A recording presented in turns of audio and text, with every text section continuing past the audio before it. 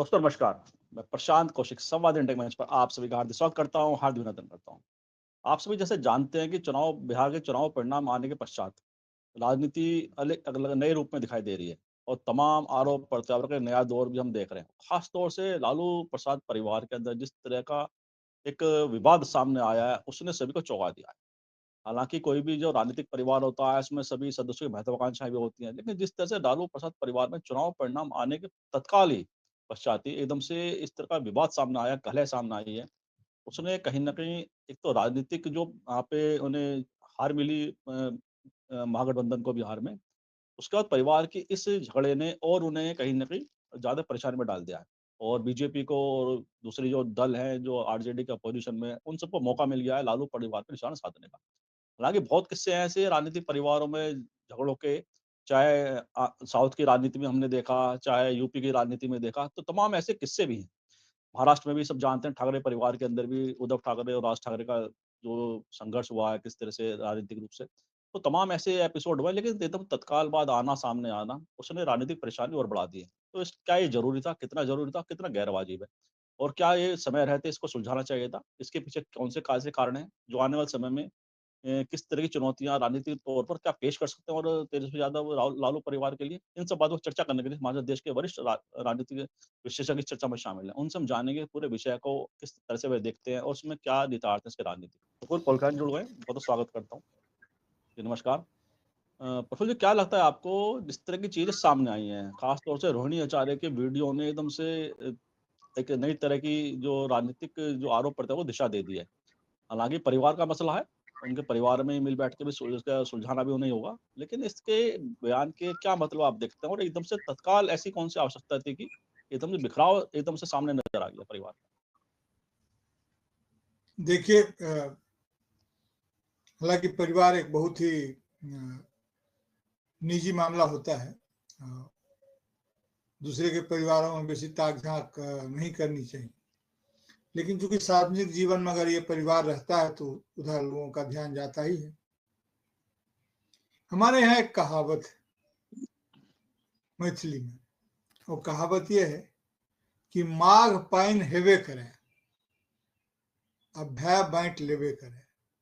कि माघ के महीने में पानी जरूर होता है, ठंडा का मौसम होता है, और अगर आपका भाई है तो हिस्सा जरूर बंटाएगा। तो परिवार में बांट बखरा को लेकर के तो हमेशा से एक संघर्ष की स्थिति सब जगह रही है।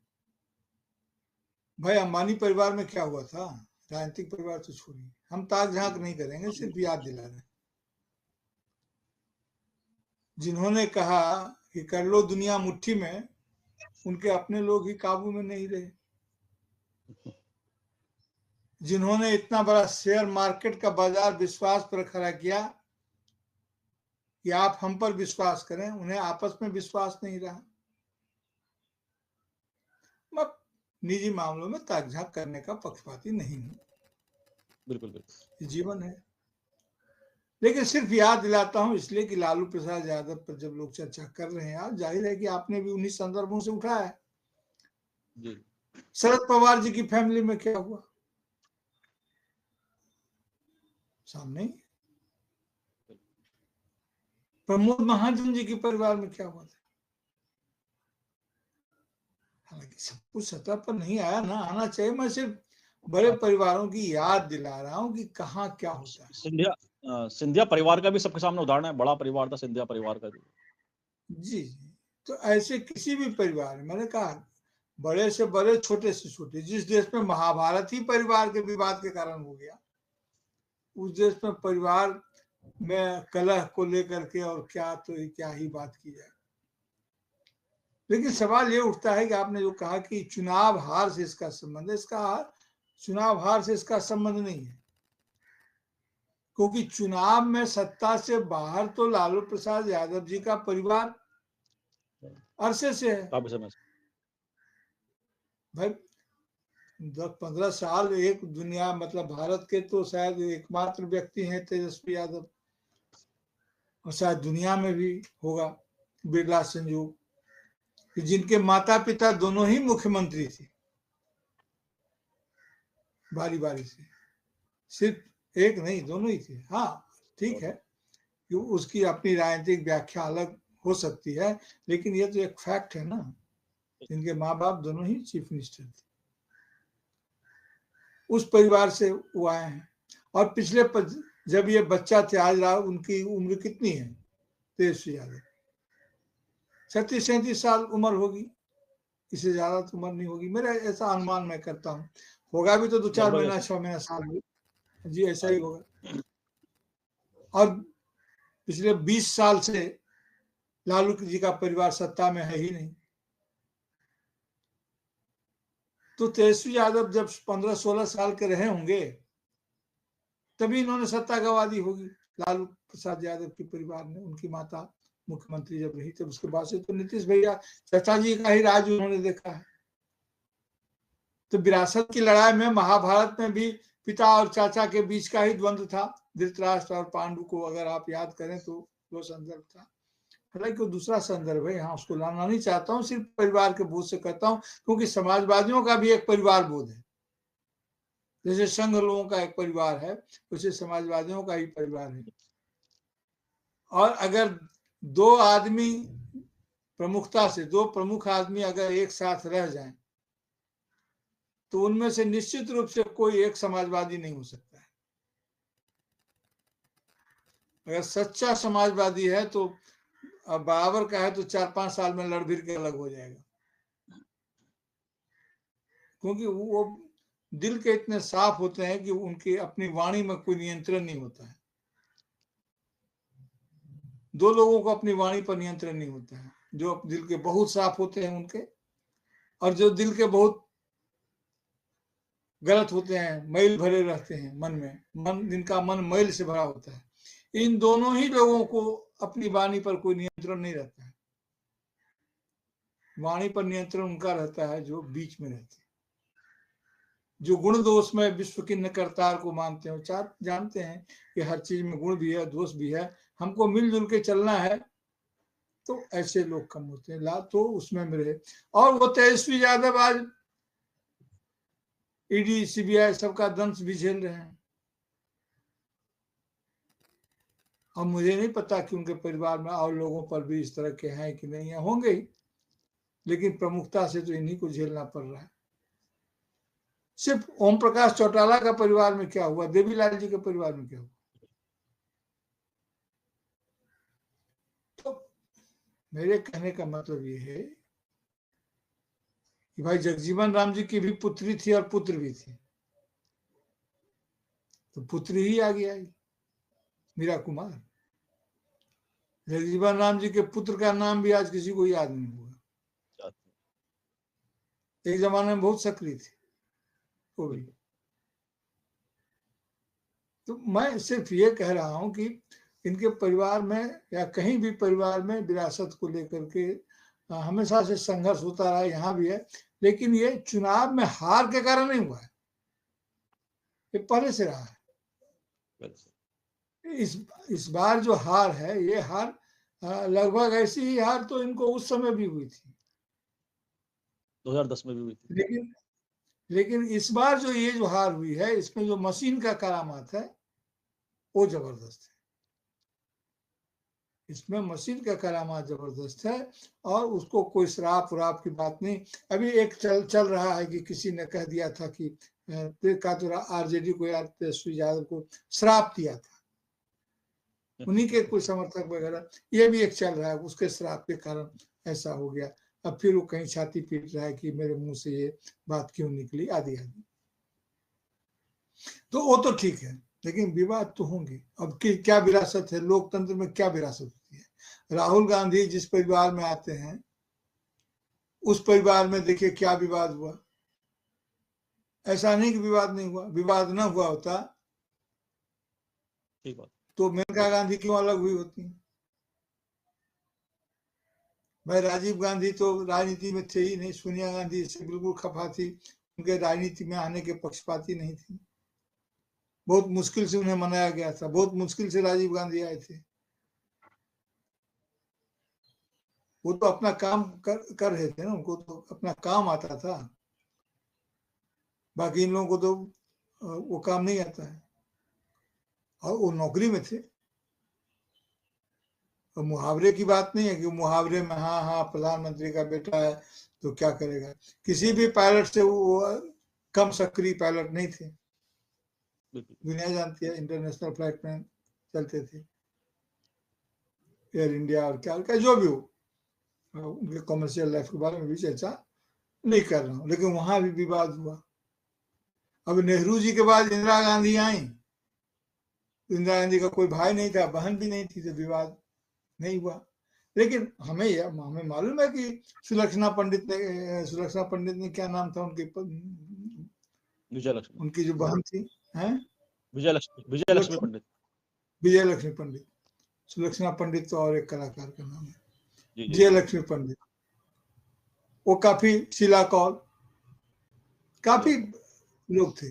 और राजीव गांधी के समय में भी डिस्टेंट के रिलेशन में अरुण नेहरू वगैरह आकर के जिस तरह से परिवार पर विरासत की बात करते थे, और संजय गांधी को जिस ढंग से उनका तो देहांती हो गया, मेनका गांधी से जिस ढंग से, तो ये सब परिवार के लक्षण ही है और क्या नहीं है।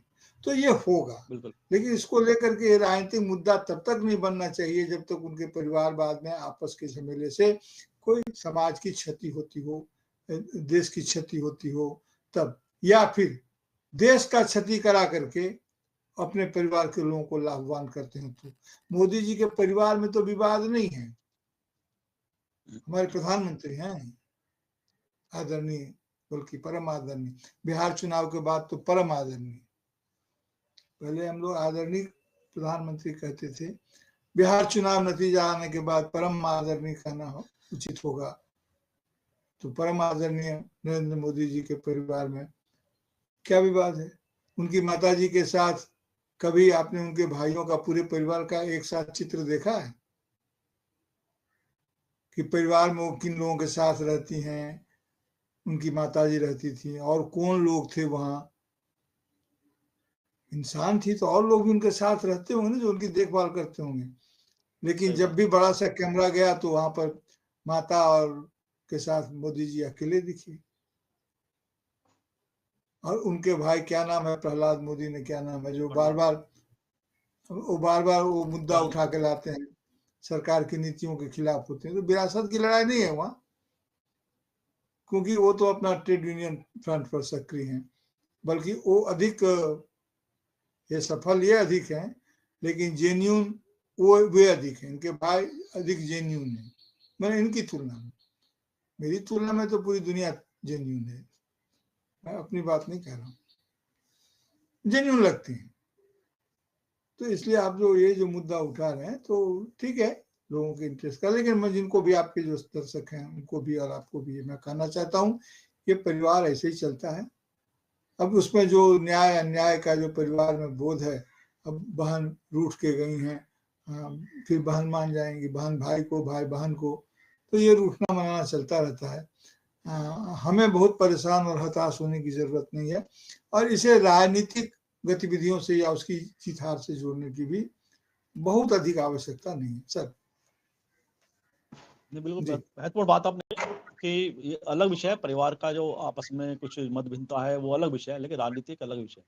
और निश्चित रूप से तेजस्वी यादव को जिस तरह से उन्होंने अपना संघर्ष करके मादा भी दिखाया है कि राजनीतिक उत्तराधिकारी या विरासत संभालने का उन्होंने अपना जज्बा भी दिखाया, और कहीं ना कहीं साबित भी किया अपने को। चाहे पिछला विधानसभा चुनाव देखें, जिस तरह से उन्होंने अपने सबसे बड़ी पार्टी के नेतृत्व में आरजेडी बन के आई थी बिहार विधानसभा में, तो निश्चित रूप से अगर कोई भी व्यक्ति, चाहे किसी भी परिवार से संबंधित हो, किसी भी राजनीतिक परिवार का सदस्य हो, वह अगर उस विरासत को संभालने का अपना दावा ठोकता तो उसे वो संघर्ष भी दिखाना चाहिए, मादा भी दिखाना चाहिए।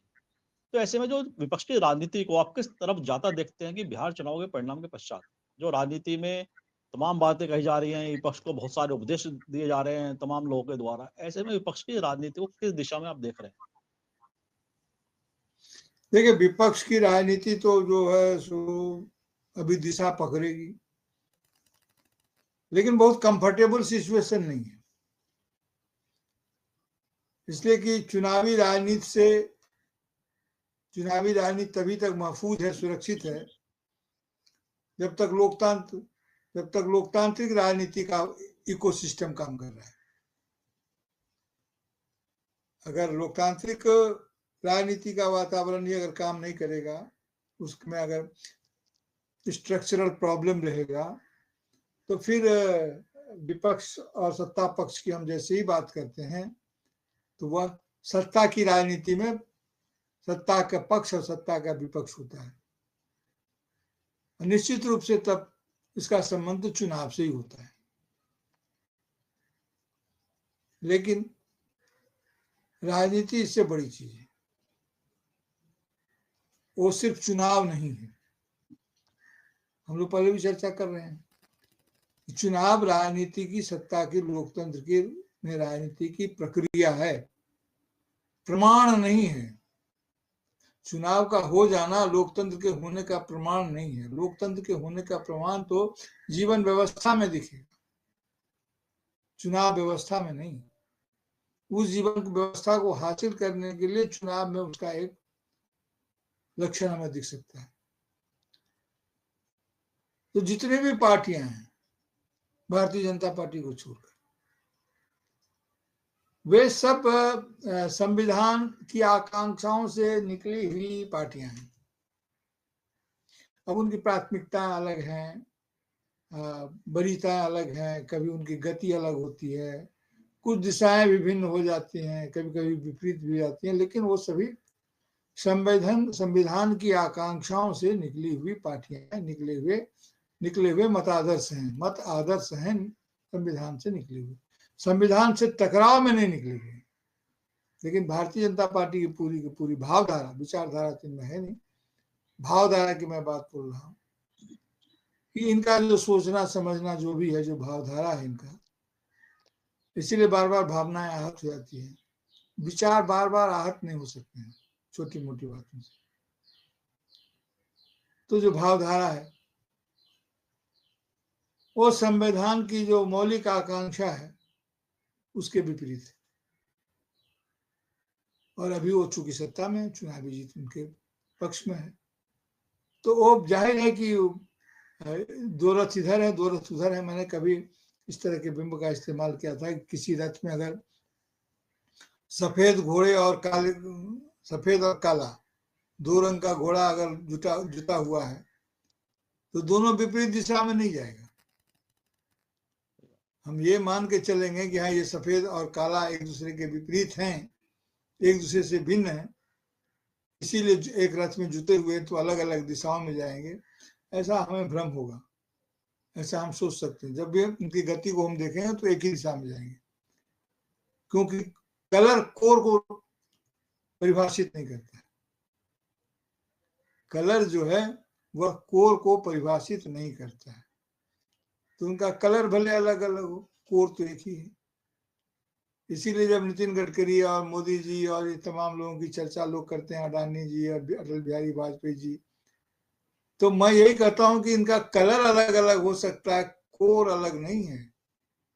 इसीलिए हम अपनी अपेक्षाओं के भ्रमजाल में फंस सकते हैं इनको लेकर के, लेकिन ऐसा कुछ नहीं है, ये जाएंगे एक ही दिशा में।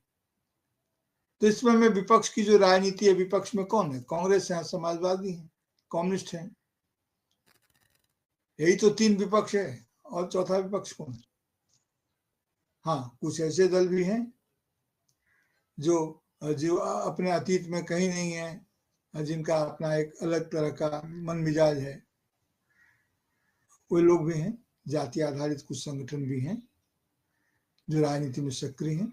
लेकिन विपक्ष कहने से जो आशय हमारा होता है वो यही है कि जो आरजेडी क्या करेगी बिहार में, महागठबंधन के लोग क्या करेंगे, महाविकास अघाड़ी क्या करेगी उधर, पंजाब में अकाली दल का क्या होगा, जेडीएस का क्या होगा, मैंने इस तरह के जो उदाहरण हैं जो राज्यों में ये हैं, तो उनकी राजनीति का क्या होगा कि धीरे धीरे ये जो राजनीति आ रही है इसमें जो फेडरल अप्रोच है हमारा वो खत्म हो रहा है।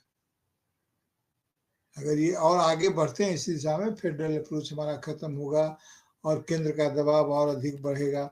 अभी तो इस चुनाव के बाद अभी सरकार तो बनी भी नहीं है, लेकिन कुछ राजनीतिक पहल उस ढंग से पहलकदमी हुई नहीं है।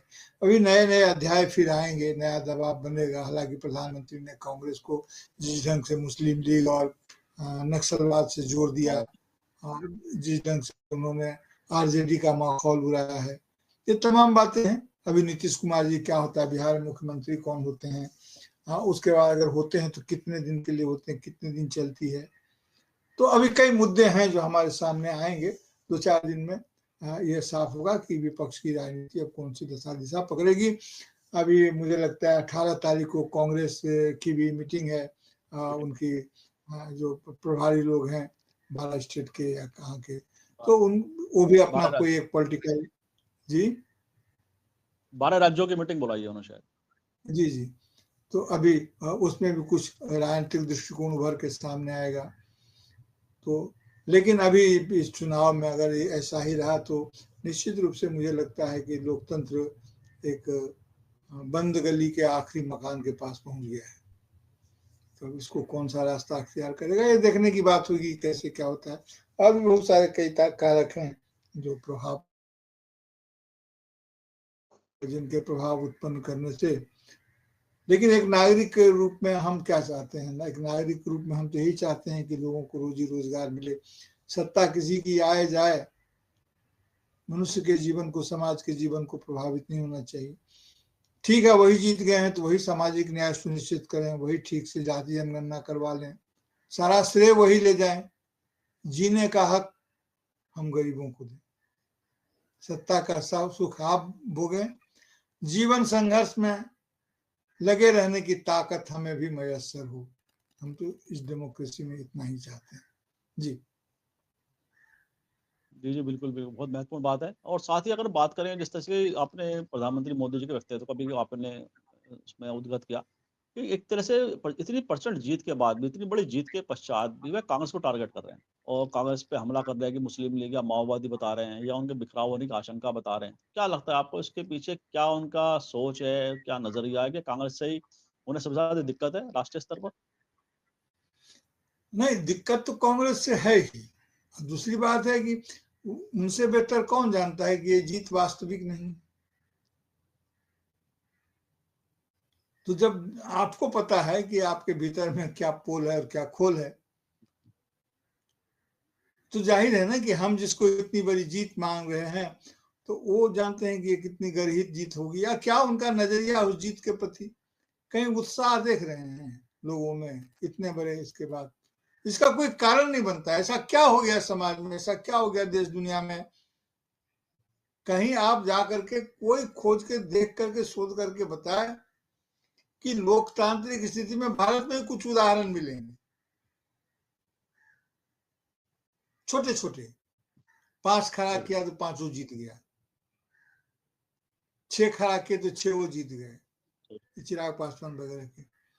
पूरी दुनिया में देखिए ना कि जहां लोकतांत्रिक पद्धति से जहां चुनाव होते हैं, भाई एक आदमी अगर खड़ा हुआ और वही जीत गया, किसी पार्टी बना लिया है, तो उसका तो 100% स्ट्राइक रेट हो गया ना।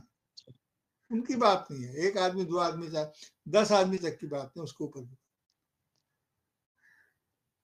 दुनिया में कहीं भी लोकतांत्रिक पद्धति से हुए चुनाव में 90%, 92%, 85%, मतलब एक इतना बड़ा स्ट्राइकिंग रेट होता है क्या?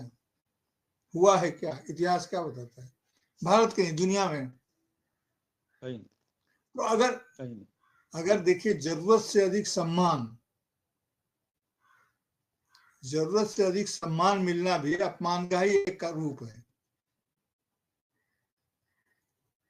जैसे मान लीजिए कि आप, या मैं अपना ही उदाहरण दूं, मैं क्या चीज हूं ये तो मुझे मालूम है, लेकिन अगर कोई पूरा सब अधिक से अधिक सारे प्रफुल्ल जी करने लगे, जरूरत से अधिक जितना हम डिजर्व करते हैं उससे ज्यादा सम्मान प्रदर्शित करने लगे, तो वो अपमान ही एक तरह का। इन प्रोपोर्शनेट कुछ भी होता है, अनुपातिक कुछ भी होता है, तो वो अपमान ही है, गलत ही है,